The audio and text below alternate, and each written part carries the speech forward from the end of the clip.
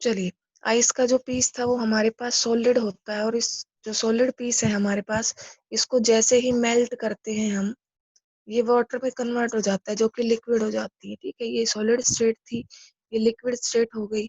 उसके बाद जैसे इसको और आगे बॉईल करते हैं तो ये वेपराइज हो जाता है और गैसेस में या वेपर्स में कन्वर्ट हो जाता है।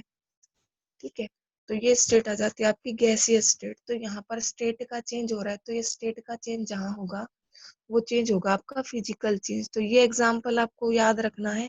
क्लाउड फॉर्मेशन में मैंने आपको बताया था कि वाटर जब बॉईल होगा तो इससे वेपर्स बनेंगे, इसको बोलते हैं वेपराइजेशन। और वेपर जब कूल डाउन होंगे, ठीक है, वापस से एरो का हेड हमने इधर किया, और अगर वेपर्स कूल डाउन होते हैं तो कूल डाउन होने के बाद गैसेस में कन्वर्ट हो जाते, सॉरी लिक्विड में कन्वर्ट हो जाते हैं। इस प्रोसेस को बोलते हैं कंडेंसेशन। तो जो कूलिंग होती है और वेपराइजेशन होता है, यहीं से क्लाउड की फॉर्मेशन होती है। तो क्लाउड फॉर्मेशन भी आपका कैसा चेंज होगा, फिजिकल चेंज होगा। अब स्टार्ट करते हैं हम सेकंड चेंज के बारे में, जिसका नाम है केमिकल चेंज। केमिकल चेंज या फिर इसी का दूसरा नाम मैंने आपको कल भी बताया था, इररिवर्सिबल चेंज। ठीक है, काफी वर्ड्स ऐसे होते हैं जिनके नाम से आंसर का पता लग जाता है। तो यहाँ पर इररिवर्सिबल चेंज में फर्स्ट पॉइंट पढ़ेंगे। देखो, इर का मतलब नॉट, रिवर्सिबल का मतलब रिवर्सिबल।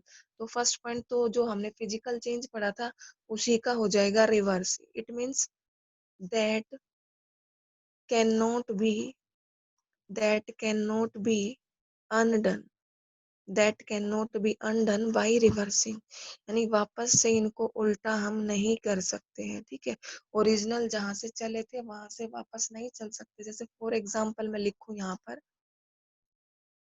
मिल्क से अगर कर्ड की फॉर्मेशन होती है, ठीक है, मिल्क से अगर कर्ड की फॉर्मेशन होती है तो आपको पता है मिल्क से तो कर्ड बना सकते हैं हम। ठीक है, मिल्क से क्या कर्ड तो आपका बन सकता है, बट कर्ड से वापस मिल्क बनाएंगे वो पॉसिबल नहीं है। तो ये चेंज कैसा होगा आपका, केमिकल चेंज होगा। ठीक है, और केमिकल चेंज है तो यहाँ पर केमिकल प्रॉपर्टीज में चेंज आएगा। ठीक है, केमिकल प्रॉपर्टीज क्या हो जाएंगी, चेंज हो जाएंगी। मिल्क जो कि पहले थोड़ा स्वीटनिंग था, उसके बाद जो कर्ड बनता है उसका टेस्ट आपका सोर हो जाता है। तो यहाँ पर क्या होता है, जो केमिकल प्रॉपर्टीज थी यानी न्यू कंपाउंड ही बन गया। मिल्क पहले अलग था, कर्ड अलग है। ठीक है, तो यहाँ पर सेकंड पॉइंट हम लिखेंगे, new compound formation will take place. ठीक है, सेकंड पॉइंट जो होगा वो हो जाएगा new compound will form, new compound will form. ठीक है, नया कंपाउंड बनेगा। जैसे फॉर एग्जांपल मैंने इसमें लिख दिया grinding of wheat, grinding of wheat to form flour. Flour का मतलब आटा। जब गेहूं को पीसते हैं तो उससे आटा बनाते हैं। तो यहाँ पर पहले गेहूं अलग था, सॉलिड टाइप में था। ठीक है, अ, और उसके बाद जब आटा बनाते हैं तो उसका टेक्सचर चेंज हो जाता है, यानी नया ही कंपाउंड बन जाता है आपके पास। तो यहाँ पर आपको याद रखना है, ये न्यू कंपाउंड फॉर्मेशन जहाँ होगी वो आपका ये रिवर्सिबल चेंज होगा, यानी केमिकल चेंज। थर्ड पॉइंट पढ़ते हैं यहाँ पर, ये परमानेंट होगा। ठीक है, परमानेंट चेंज होगा, ये टेम्परेरी नहीं होगा कुछ टाइम के लिए। तो परमानेंट चेंज है तो जैसे कि मैंने एग्जांपल बोला आपको, जैसे ripening of fruit, ripening of fruit, फलों का पकना। यानी फ्रूट जब किसी भी पेड़ पे लगते हैं तो पकते हैं, तो राइप पक जाते हैं। तो क्या वापस से पके हुए फल वापस से कच्चे फलों में कन्वर्ट हो सकता है? आपको पता है जब तक फ्रूट पकता नहीं है वो टेस्ट में कैसा होता है, खट्टा होता है, और पकने के बाद मीठा हो जाता है, यानी उसका शुगर कंटेंट जो होता है वो इंक्रीज हो जाता है। तो जो ये प्रोसेस है रिवर्ट बैक नहीं हो सकता। तो ये चेंज भी आपका कैसा होगा, केमिकल चेंज होगा। तो ये आपको याद रखना है। ठीक है, अब जैसे आपके पास है, अगला हम पॉइंट पढ़ते हैं इसका एग्जाम्पल लेके, fire crackers, burning of fire crackers, burning of fire crackers. Fire crackers बोलते हैं हम पटाखों को। तो क्या पटाखों को जलाने के बाद हम वापस से जो बिना जलाए थे वो ऐसा कर सकते हैं? बिल्कुल नहीं कर सकते। इट मीन्स ये इरिवर्सिबल चेंज हो जाएगा आपका, ठीक है। सिमिलरली जैसे आप लिखोगे फॉर्मेशन ऑफ बिल्डिंग, कोई भी घर बनाते हैं, मकान बनाते हैं तो ईंटों की हेल्प से बनाएंगे, सीमेंट वगैरह, तो सेटिंग होने के बाद वो हार्ड हो जाती है, नया कंपाउंड बन जाता है, ठीक है। ऐसे ही हम एक और लिख सकते हैं, सीमेंट की जो हार्डनिंग होती है, हार्डनिंग ऑफ सीमेंट, ठीक है। ये भी कैसे आएंगे आपके इरिवर्सिबल चेंजेस, यानी कि केमिकल चेंजेस के रिगार्डिंग ही इनको हम पढ़ेंगे। अब एक आपको दो बातें याद रखनी है, ये थोड़ा सेम सेम ही लगता है, ठीक है। एक होता है melting of wax, melting of wax, और एक होता है बर्निंग ऑफ वैक्स, ठीक है। एक होगा मेल्टिंग ऑफ वैक्स और एक होगा बर्निंग ऑफ वैक्स। देखो पढ़ने में तो दोनों सेम ही लगते हैं, बट याद रखना जब वैक्स को यानी मोम को हम मेल्ट करते हैं तो पहले ये होता है सॉलिड, उसके बाद वो कन्वर्ट हो जाता है लिक्विड में, ठीक है। वैक्स कन्वर्ट हो जाता है सॉलिड से लिक्विड में कब? जब उसको मेल्ट करते हैं हम। यानी पहले जो सॉलिड था तब भी वो वैक्स था, और मेल्ट होने के बाद जब लिक्विड हुआ तब भी क्या रहा? वो वैक्स रहा, यानी कोई नया कंपाउंड नहीं बना। तो जो मेल्टिंग ऑफ वैक्स होगा वो होगा आपका फिजिकल चेंज। कैसा चेंज होगा? Physical change. बट जब बर्निंग ऑफ वैक्स की बात करेंगे ना, वैक्स जब बर्न होगा तो आपने देखा होगा ब्लैक कलर का धुआं सा निकलता है। आपने कभी अगरबत्ती वगैरह को जलाया हो तो ब्लैक कलर का धुआं सा निकलता है, यानी शूट पार्टिकल्स प्रोड्यूस होते हैं, शूट पार्टिकल्स, ठीक है। छोटे छोटे जो पार्टिकल्स होते हैं ना स्मोक के, उनको बोलते हैं। तो नया कंपाउंड भी बनते हैं इन शूट पार्टिकल से ना, गैसेस भी काफी सारी निकलती हैं, जैसे CO2 गैस वगैरह हो गई, तो यहाँ पर नया कंपाउंड बन जाता है, वो न्यू कंपाउंड की फॉर्मेशन हो जाती है। इसीलिए बर्निंग ऑफ वैक्स कैसा चेंज होगा आपका? केमिकल चेंज, ठीक है। तो ये याद रखना है आपको। सिमिलरली एक एग्जांपल और पूछा जाता है, टेस्ट में भी एक बार दिया था मैंने, आपके पास आएगा बर्निंग ऑफ कैंडल, ठीक है। बर्निंग ऑफ कैंडल, मोमबत्ती का जलना किस तरीके का चेंज होता है? तो याद रखना ये ना फिजिकल चेंज होता है ना केमिकल चेंज, ये दोनों चेंज होते हैं, यानी कि physical change as well as chemical change. Physical change में कैसे? मैंने कल भी बताया था आपको, इसका साइज चेंज हो जाता है, जब मोमबत्ती बर्न होती है तो साइज छोटा होता चला जाता है इसका, ठीक है। केमिकल चेंज में होता है वही जब जलेगी तो शूट पार्टिकल्स और स्मोक प्रोड्यूस होते हैं, suit particles and smoke produce होते हैं, यानी डिफरेंट गैसेस रिलीज होती है, ठीक है। हाइड्रोकार्बन्स भी, काफी हाइड्रोकार्बन्स, आपको पता है जो वैक्स होता है हाइड्रोकार्बन से बना होता है, तो हाइड्रोकार्बन्स की बर्निंग भी होती है तो नया कंपाउंड बनता है। इट मींस ये चेंज कैसा होगा आपका? केमिकल चेंज होगा। तो ये कुछ इंपॉर्टेंट पॉइंट्स थे जो आपको याद रखने हैं, ठीक है। तो इस चैप्टर के अंदर हमारा जो फिजिकल चेंज था और जो केमिकल चेंज का जो टॉपिक था वो हमारा हो चुका है। अब यहाँ पर जो इस बुक में जो क्वेश्चंस है ना, वो आपसे मैं पूछ लेती हूँ। जो क्वेश्चन है आपके पास,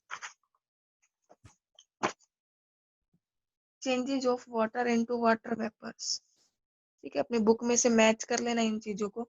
बाकी जो आपके सब्जेक्टिव क्वेश्चन है वो मैं आपको आपके ग्रुप पे अपलोड कर दूंगी। बाकी जो ऑप्शनल है, फिल इन द ब्लैंक्स है, ट्रू फॉल्स है, वो आप ट्राई करना भरने की, मैं यहीं पे सोल्व करवा देती हूँ। यहाँ गुड पर है, morning. Good morning, change of water vapour, change of water into water vapours, वो पानी से भाप का बनना। अब पानी से भाप का बनना कैसा चेंज होगा? हम दोनों चेंजेस के बारे में पढ़ चुके हैं, ठीक है। बुक में सी क्वेश्चन है, ये क्वेश्चन नंबर सी, ठीक है। चेक करना और इसको भर लेना अच्छे से। वाटर का वाटर वेपर्स में कन्वर्ट होना कैसा चेंज होगा? देखो पानी है सॉलिड, सॉरी लिक्विड स्टेट में है, जब इसको बॉईल करते हैं, उबालते हैं, तो ये वेपर्स में, गैसेस में कन्वर्ट हो जाता है। वापस से वेपर्स कूल डाउन के वाटर में कन्वर्ट कर सकते हैं। तो याद रखना जो चेंज रिवर्स हो जाए वो चेंज होंगे आपके physical change. Physical change means reversible change, तो दोनों नाम याद रखना आप, ठीक है। इसी का सेकंड पार्ट है, अब की बार उल्टा दे दिया, वाटर वेपर से वाटर में चेंज करना, वाटर वेपर से वाटर में चेंज करना, यानी अब की बार गैसियस स्टेट से लिक्विड स्टेट में कन्वर्ट करना, तो ये भी आपका फिजिकल चेंज ही होगा। ठीक है, फिल कर लेना जो आपके ये जो फिल इन द ब्लैंक्स हैं इनको मैंने 2 पार्ट करवा दिया। अब आते हैं थर्ड पर। ठीक है, तो ये भी फिजिकल चेंज होगा आपका। अगला आपके पास इसी में अगला पार्ट आता है solid, change of solid into liquid. इस सॉलिड से लिक्विड का चेंज होना। एग्जांपल वही ले लो, आइस का पीस था हमारे पास, ये जैसे ही मेल्ट होता है लिक्विड वाटर में कन्वर्ट होता है, तो ये वाटर से वापस आइस बना सकते हैं, आइस से वाटर बना सकते हैं, रिवर्ट बैक हो रहा है, तो ये चेंज भी कैसा होगा आपका, फिजिकल चेंज होगा। ठीक है, अगला है इसमें a new change, a new change in which in which a change in which new substance form। अब आपको पॉइंट्स मैंने लिखवाए थे सभी चेंजेस के मेन पॉइंट्स, कि ऐसा चेंज जिसमें न्यू सब्सटेंस फॉर्म होता है वो चेंज कौन सा होगा।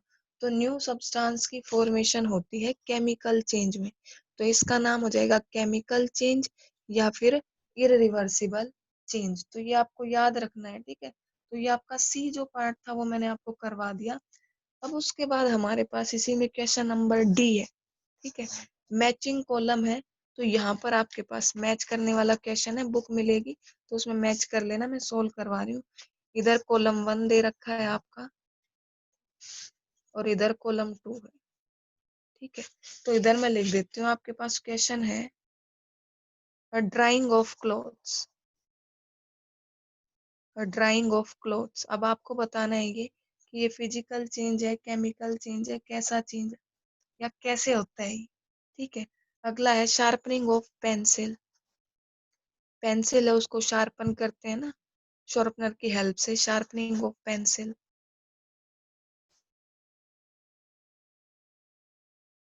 ग्रोविंग ऑफ लिजर्ड, छिपकली का जो बढ़ना यानी उसकी हाइट का बढ़ना, चेंज होना, उसका बड़ा होना, छोटे से लेकर बड़ा होना। उसके बाद है ड्यू फॉर्मेशन। ड्यू का मतलब होता है धुंध, का नाम सुना होगा आपने जनरली, सुबह जो बनती है ड्यू फॉर्मेशन, स्मोग या धुंध बोलते हैं जिसको। तो देखो ड्राइंग ऑफ क्लोथ्स का मतलब है कपड़ों का सुखाना। कैसा चेंज है ये, केमिकल है, फिजिकल है, या फिर आपके पास और भी ऑप्शन है इसमें, नेचुरल चेंज है, कंडेंसेशन है, इवेपोरेशन है। इनमें से आपको बताना है कि कौन सा होगा। ठीक है, सबसे पहले तो शार्पनिंग ऑफ पेंसिल। अगर पेंसिल को छीलते हैं शार्पनर की वजह से, तो आपको पता है उसकी जो लीड होती है वो क्या हो जाती है, शार्पन हो जाती है, लेकिन वापस से उसको रिवर्ट बैक नहीं कर सकते। तो ये पॉइंट तो याद रखना है, शार्पनिंग ऑफ पेंसिल कैसा चेंज होगा, केमिकल चेंज। ठीक है, ये पॉइंट आपको अच्छे से याद रखना है कि शार्पनिंग ऑफ जो पेंसिल है वो आपका कैसा होगा, केमिकल चेंज होगा।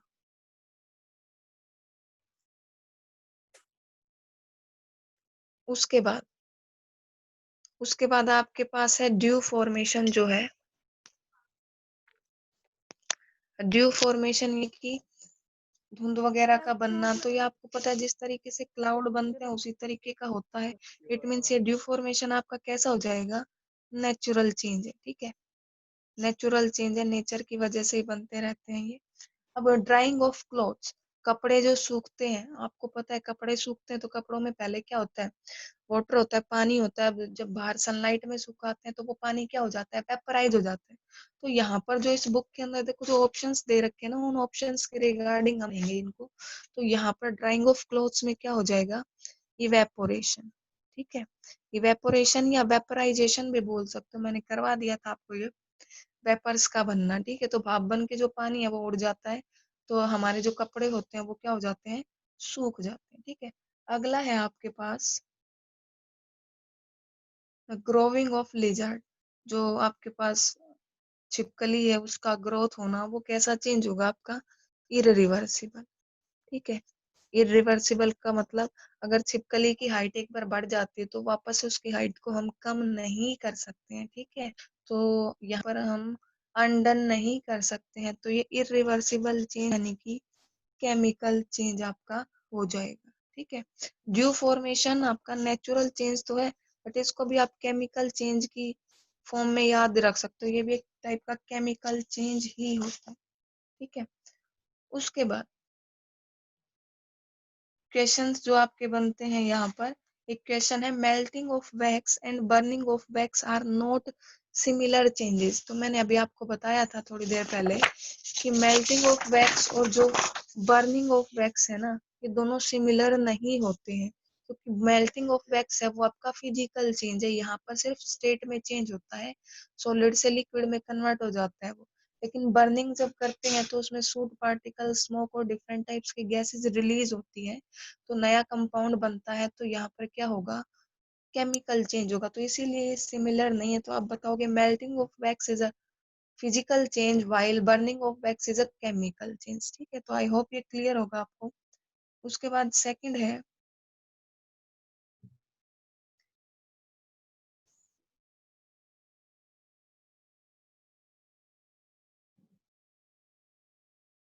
Give example of condensation in nature. ठीक है, एग्जाम्पल देना है कंडेंसेशन का, और कंडेंसेशन का मैंने आपको बताया था।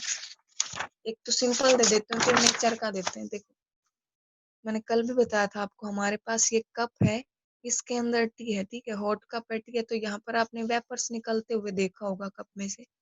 अगर इस कप को हम प्लेट से कवर कर दें, प्लेट से कर दे कवर, तो देखा होगा आपने प्लेट के नीचे ऊपर ऊपर यहाँ पर लिक्विड की ड्रॉप्स, यानी वाटर की ड्रॉप्स जो होती है, बूंदे होती हैं, वो इकट्ठी हो जाती है, यानी जो वेपर्स थी वो कूल डाउन हो जाती है। वेपर्स क्या हो जाती है, कूल डाउन। और कूलिंग डाउन होने से वेपर्स का लिक्विड में कन्वर्ट होना ही क्या कहलाता है, कंडेंसेशन। क्या कहलाता है, कंडेंसेशन। नेचर में एग्जाम्पल पूछे तो आप बोल सकते हो क्लाउड फॉर्मेशन। ठीक है, क्लाउड फॉर्मेशन वो नेचुरल फिनोमिना है जो कि आपका कैसा है, कंडेंसेशन का एक एग्जाम्पल है। तो ये कुछ क्वेश्चंस थे जो हमने पढ़े हैं। कल हम पढ़ेंगे इस चैप्टर का थर्ड पार्ट, और परसों तक ये शायद कल हो सकता है, कल ही खत्म हो जाएगी चैप्टर, ज्यादा कुछ इसमें है नहीं। परसों तक फिर इसके क्वेश्चन कर लेंगे, यानी कि सैटरडे तक ये चैप्टर आपका कंप्लीट हो जाएगा विद एक्सरसाइज। तो उसके बाद हम कल के लिए आपको याद क्या रखना है, आप इतना याद रखना, 3 स्टेट होती है हमारे पास। ठीक है, स्टेट होती है 3, कौन कौन सी, सॉलिड, शॉर्ट फॉर्म में स्मॉल एस से दिखा देते हैं इसको, अगली होती है लिक्विड, शॉर्ट फॉर्म में स्मॉल एल से, और तीसरी होती है गैस, या इसको वेपर्स भी बोल देते हैं। ठीक है, इसको स्मॉल जी से दिखाते हैं। ये 3 स्टेट होती है हमारे पास मैटर की। अगर हम सॉलिड को हीट करते हैं, ठीक है, कोई भी सॉलिड सब्सटेंस है उसको हीट करते हैं, वो लिक्विड में कन्वर्ट हो जाए, तो उस प्रोसेस को बोलते हैं मेल्टिंग। ठीक है, उस प्रोसेस को क्या बोलेंगे, मेल्टिंग बोलेंगे। और लिक्विड को फर्दर अगर हीट करते हैं तो लिक्विड गैसेज में या वेपर्स में कन्वर्ट हो जाता है, उसको बोल देते हैं बॉइलिंग, या फिर इवेपोरेशन, इवेपोरेशन। ठीक है, उसके बाद गैसेस को या वेपर्स को क्या कर दे, हम कूल डाउन कर दे। इनको अगर कूल डाउन कर दें तो प्रोसेस का नाम हो जाएगा कंडेंसेशन। और वापस से लिक्विड या से सॉलिड बनाएंगे, बर्फ वगैरह जमाते हैं गर्मियों में, तो फ्रीज कर देते हैं, तो प्रोसेस का नाम हो जाएगा फ्रीजिंग। ठीक है, ये कुछ स्टेट्स हैं मैटर की, तो ये आपको याद रखनी है। तो ये कल के, जब कल चैप्टर पढ़ेंगे वहां पर आपके काम आएगा। आपसे पूछा जाएगा सॉलिड लिक्विड जो गैसेस है वो किस तरीके से एक स्टेट दूसरे में कैसे कन्वर्ट हो जाती है। तो कल 2 वर्ड और आएंगे, 2 वर्ड मैं आपको बता देती हूँ, फिर कल इनको अच्छे से पढ़ेंगे। एक वर्ड आएगा एक्सपेंशन। ठीक है, एक वर्ड होगा एक्सपेंशन, और एक होगा कॉन्ट्रैक्शन। एक्सपेंड का मतलब होगा इंक्रीज होना। ठीक है, एक्सपेंशन का मतलब इंक्रीज होना, और कॉन्ट्रैक्ट का मतलब डिक्रीज, यानी साइज में कम होना, सिकुड़ना। ठीक है, तो जैसे आपने जनरली इसका एग्जांपल देखा होगा, ये हमारे पास पोल्स, कल भी होंगे। ठीक है, पोल्स है कौन से, इलेक्ट्रिक पोल्स, जो बिजली के खंभे होते हैं ना, उनकी बात कर रहे हैं। तो आपने देखा होगा कि यहाँ पर वायरिंग, तार वगैरह बांध देते हैं। ठीक है, काफी सारी लाइनें गई होती है वायर्स। सर्दियों में तो ये टाइट रहते हैं, बट जैसे ही समर सीजन आता है समर सीजन में क्या होता है, ये जो वायर्स होते हैं ये एक्सपेंड हो जाते हैं। एक्सपेंड क्यों होते हैं? Due to heating. Due to heating. जब ज्यादा सनलाइट होती है गर्मियों में तो ये वायर्स क्या हो जाते हैं? एक्सपेंड हो जाते हैं। तो हम कल पढ़ेंगे कि टेम्परेचर का रोल होता है, रोल प्ले करता है हीटिंग, और जो कूलिंग होती है टेम्परेचर की वजह से समर और विंटर सीजन में, वो क्यों होती है। इसी तरीके से हम कल और पढ़ेंगे। आपने अगर कभी रेलवे ट्रैक्स को देखा हो, पटरियों को देखा हो, जैसे इस तरीके से, ये रेलवे ट्रैक्स हैं, ठीक है। तो थोड़ा सा पहले से एक बार ना चैप्टर को पढ़ लेना, ताकि हम ये कल पढ़े तो देखा होगा दो पटरियों के बीच में गैप छोड़ा जाता है, यानी बिल्कुल मिली हुई नहीं होती है वो, थोड़ा सा बीच में गैप होता है और उनको फिश प्लेट से कनेक्ट किया जाता है। इसको बोलते हैं फिश प्लेट। तो थोड़ा सा क्या करते हैं, इनके बीच में गैप होता है, वो गैप क्यों छोड़ा जाता है? देखो, अगर गैप ना छोड़े तो मैंने आपको बताया था कोई भी सॉलिड सब्सटेंस है वो हीटिंग से एक्सपेंड होता है। तो अगर ये पटरियां इंक्रीज होंगी ना साइज में, तो यहाँ पर जो आयरन ये बनी होती है, आयरन की, लोहे की बनी होती है, एक्सपेंड होगी, ठीक है। आपने लोहार को भी देखा होगा, जब वो गर्म करता है लोहे को तो उसकी शेप में चेंज आता जाता है। तो यहाँ पर एक्सपेंड होगी तो ये आपस में एक दूसरे से कनेक्ट होंगी, तो क्या होंगी, पटरियों के उखड़ने के चांसेस रहते हैं, ठीक है। और गैप छोड़ देंगे तो गर्मियों में क्या होगा, जब एक्सपेंड होगी थोड़ी बहुत तो इस गैप के अंदर ही वो क्या हो जाएगी, फिट हो जाएगी। तो जो पटरियां हैं उसमें डिसबैलेंस क्रिएट नहीं होगा, इसलिए गैप्स वगैरह ये छोड़े जाते हैं। इसी तरीके से जो थर्मामीटर होता है उसके अंदर भी पढ़ेंगे, तो हमारा ये चैप्टर शायद कल कंप्लीट ही हो जाएगा। थर्मोमीटर जो होता है उसके अंदर मरकरी नाम की मेटल को, जो लिक्विड होती है, उसको फिलअप करते हैं, तो वो भी राइज और फॉल होती है। राइज का मतलब इंक्रीज होना और फॉल का मतलब उसका लेवल डिक्रीज जाना। देखा होगा थर्मोमीटर की बात करते हैं तो वो लेवल जो होता है यहाँ पर, ठीक है, ये मरकरी का लेवल ऊपर जाता है और नीचे जाता है। वो किस वजह से जाता है, हमारी बॉडी का जो टेम्परेचर होता है उसकी वजह से ही इसका राइज और फॉल होता रहता है। तो अगर किसी की यहाँ तक कोई प्रॉब्लम होना तो आप पूछ सकते हो, अदरवाइज फिर हम कल पढ़ेंगे। बाकी जो इसके क्वेश्चंस बनते हैं सब्जेक्टिव, मैं आपको अपलोड कर दूंगी ग्रुप में। बाकी ऑप्शन जो आपके मैच द कॉलम थे, फिल इन द ब्लैंक्स थे, वो मैं आपको करवा चुकी हूँ। एक रीडिंग आप लेना इस चैप्टर की, फिजिकल और केमिकल चेंजेस के रिगार्डिंग जो भी पॉइंट्स है वो आप लिख लोगे अच्छे से, ठीक है। और शायद मैम ने करवा भी चुके हैं, मैम इसके तो नोट्स बनवा चुकी है, आपकी नहीं बनवाए तो मैं वापस से डाल दूंगी। अगर कोई प्रॉब्लम है तो आप पूछो जल्दी से, अदरवाइज फिर क्लास को यहीं पे एंड कर। जो जो ऑनलाइन है अगर उनकी कोई प्रॉब्लम है तो वही पूछ लो। योगेश, प्रियांशी, नीलाक्षी, मैम ललित। हाँ मैम बोलो। हाँ बोलो। मैम इससे पहले वाला पेज समझ नहीं आया।